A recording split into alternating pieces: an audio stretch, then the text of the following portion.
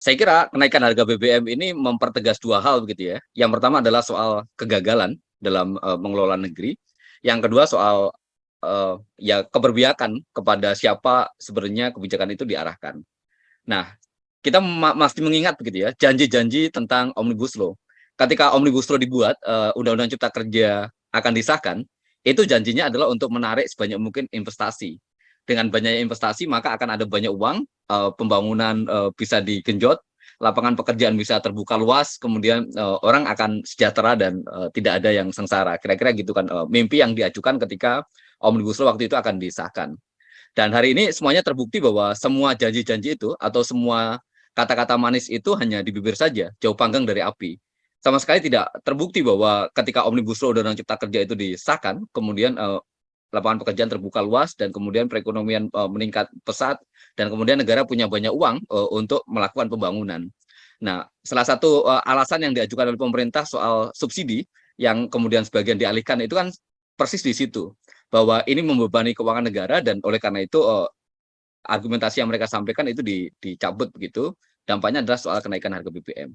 Nah ini saya kira sekaligus mempertegas di posisi di situ bahwa kebijakan-kebijakan yang dulu dijanjikan adalah pro kepada rakyat itu sama sekali tidak terbukti. Yang kedua, ini juga sebuah apa namanya lagi-lagi sebuah kebohongan begitu ya. Karena kita bisa melihat 2 tahun kemarin selama pandemi berlangsung itu kan kegiatan aktivitas di luar itu dibatasi. Hampir semua orang nggak keluar rumah, bahkan banyak perusahaan transportasi itu ambruk, terpuruk, banyak industri juga mandek begitu. Nah, artinya kebutuhan konsumsi energi, kebutuhan BBM pada saat itu juga stagnan, terhenti. Artinya kalaupun ada budget begitu ya yang disiapkan untuk semacam apa subsidi itu nggak terpakai gitu. Nah, artinya kan itu mestinya dikembalikan kepada rakyat karena itu sudah dianggarkan gitu. Atau kalau enggak itu bisa di apa namanya digunakan untuk posisi yang sekarang ini dalam posisi katanya sedang sedang uh, akan jebol begitu APBN-nya kalau subsidi terus dipertahankan.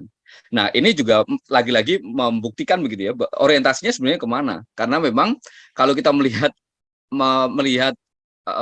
posisi saat ini kan orang sudah mulai menggeliat lagi. Jadi yang selama 2 tahun itu terpuruk dan sekarang itu orang dengan tingginya apa BBM, tingginya konsumsi energi, itu membuktikan aktivitas orang juga sudah mulai running lagi, sudah mulai berjalan lagi. Nah, praktis ketika orang sudah mulai keluar dari rumahnya dengan apa konsumsi BBM yang meningkat tadi, itu dihantam lagi untuk apa namanya dengan kenaikan harga BBM. Jadi artinya masih terhuyung-huyung begitu ya dari serangan pandemi yang pemerintah juga gagal begitu memberikan proteksi pelindungan. Buktinya banyak sekali PHK, banyak sekali usaha-usaha yang gulung tikar. Itu dihantam lagi dengan kenaikan harga BBM. Nah, artinya uh, ini kan tidak mendukung begitu, tidak mendukung usaha, tidak mendukung rakyat untuk kembali bangkit. Padahal proklamasi peringatan proklamasi kemarin salah satu slogan yang ditawarkan pemerintah adalah cepat bangkit itu. Nah ini lagi-lagi apa namanya bertolak belakang dengan apa yang menjadi kenyataannya. Nah yang lain lagi soal subsidi yang selalu dikatakan salah sasaran. Padahal konsep subsidi ya konsep untuk rakyat. Artinya kalau dia memang diberikan kepada rakyat karena memang BBM itu juga diambil dari perut buminya rakyat gitu, ya sebenarnya nggak masalah dinikmati oleh siapapun. Dan kalau mau fair, itu kan sebenarnya pengguna transportasi yang aktivitas harian misalnya ke pabrik, ke sawah, nelayan ya dengan solarnya dan berbagai aktivitas yang lain, itu kan sebenarnya adalah soal bagaimana rakyat bisa bertahan gitu.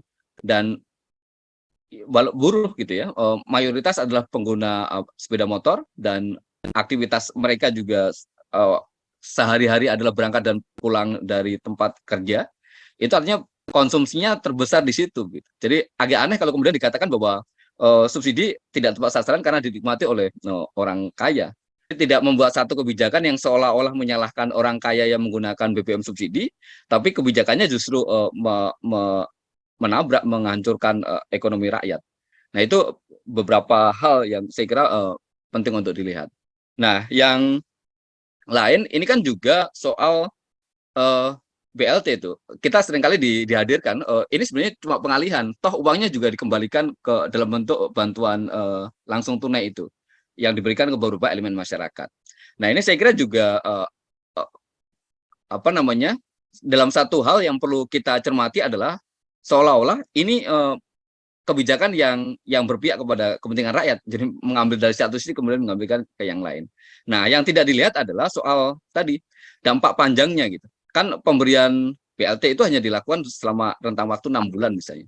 Dalam rentang waktu 6 bulan itu pun yang mendapatkan juga tidak sesuai dengan tidak bisa kepada seluruh masyarakat yang membutuhkan gitu.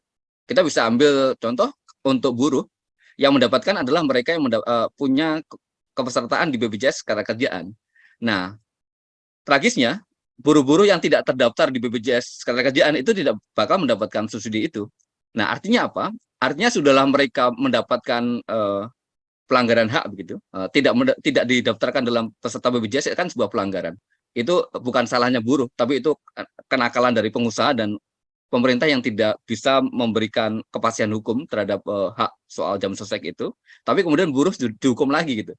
Sudahlah dia tidak mendapatkan BPJS, dihukum lagi dengan tidak mendapatkan bantuan. Nah, belum lagi kawan-kawan di urban, mereka yang datang ke Jakarta tidak punya KTP Jakarta dan karena sulitnya hidup, sebagian harus tidur di kolong-kolong jembatan begitu. Saya kira itu juga bagian dari konstituen Partai Buruh. Kawan-kawan dari miskin kota itu tidak mendapatkan gitu, karena basisnya adalah KTP dan karena mereka tidak punya KTP di tempat urban dia tinggal di kota-kota industri yang besar itu, dia tidak lagi juga tidak mendapatkan BLT itu. Nah, ini kan justru menjauhkan gitu ya. Seringkali BLT digunakan gitu yang dekat dengan kelurahan dapat tapi yang nggak dapat. Nah, tapi justru orang yang membutuhkan sendiri, mereka yang berjuang harus hidup dengan bertahan dari hasil kerja dia pada hari itu justru nggak mendapatkan. Nah, saya kira itu sih problematik dari subsidi yang kemudian akan dikurangi begitu dari BBM.